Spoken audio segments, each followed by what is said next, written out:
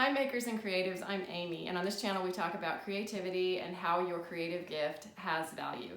Over the years I've made a living doing all kinds of different art, including murals, and lately I've sort of gotten back into mural painting. As you can see the wall behind me, I recently painted my own office, and while I was doing it I thought, I should just turn on the camera because I have a lot of pointers and tips and tricks I've learned over the years that I could share with you, and it might help you if you're inspired to paint your own wall somewhere, either an office, a living room, a bedroom. The great thing I want to tell you about painting a little mural of your own somewhere is that it's inexpensive, it's fast, and it's the quickest way to transform a space. And if you don't like it, you can just paint over it. So no pressure. I want to encourage you to kind of exercise your creativity by doing something fun like this in your own home. And speaking of creativity, I want to invite you to join me on a 5-day creativity reboot challenge that I'm creating.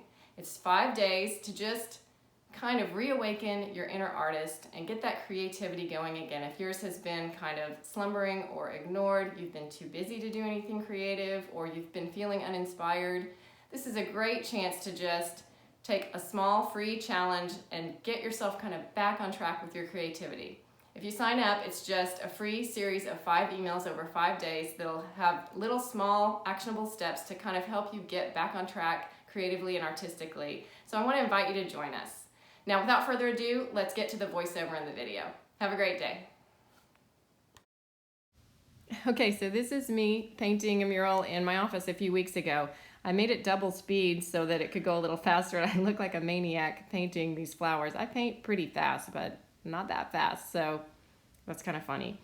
The first thing I wanted to tell you about is that you should be sure and use a ladder. Use the lowest ladder that you can for the job, but be sure you use a ladder because your neck and back and arms can get really tired and strained without you realizing it. If you're looking up the whole time and reaching up the whole time, you can do it. Sometimes you won't notice how it's affecting you, and then the next day your neck will be killing you if you spent too much time with your neck tilted and looking up. So be sure you use a ladder. Don't use a taller one than you have to have because it's big and hard to lug around, and you need to move it around as much as possible so that you can kind of be painting in whatever area you need to paint. Also, get a drop cloth, and if you can find one that has like a rubberized bottom, that's really helpful because it will keep you from slipping when you move the ladder. It'll be more stable, and also it will be waterproof if anything spills. So it's just a great idea to find one that has a rubberized bottom, especially if you're going to be painting more than one mural. It's a little hard to find the ones with rubber on the bottom now. I used to always get them at Home Depot. If you get those super cheap plastic ones or even the paper ones, they just wad up so much while you're trying to move things around that sometimes they're not even very effective and they just get in your way. And some of them are so slippery that they can kind of be dangerous. So try to find a decent drop cloth without having to spend too much money. Even a sheet, an old bed sheet, would probably work better than those really thin plastic ones or the thin paper ones. So give that a try. You can use chalk to sketch in whatever you need to. Here you see those white lines or chalk marks that I drew in. And I would also say use the biggest brush that you can for a job. I didn't do that here. I used a small brush. I think I was just too lazy to get up and get a bigger one, but it takes more of your time to use a smaller brush. So the biggest brush that you can for the job will save you time. The other pointer is paint something.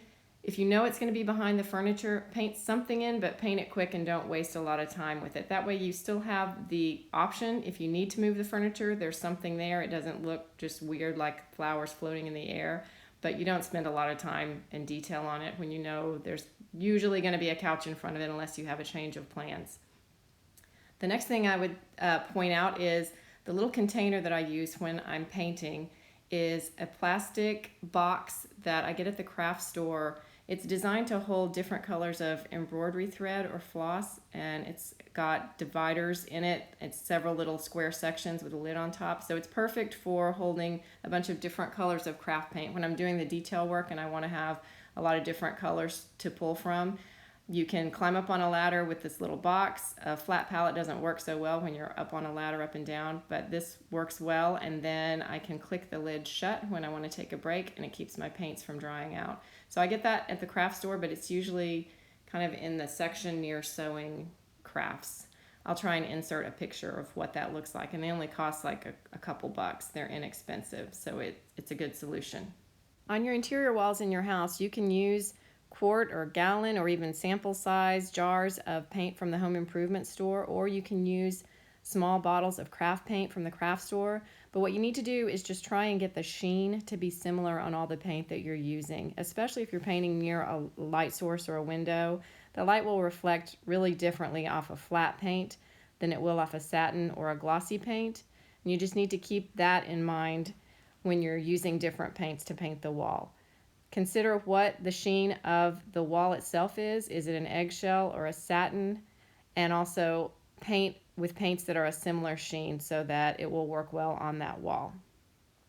So when you're through painting, you can style up the room using the colors that are in your mural, or more often, you can use colors in the mural that are the things you already have in the room. A mural is a great way to tie all the colors together in your room with the custom combination that you want to create. So have fun, good luck, and happy painting. Here's the finished product.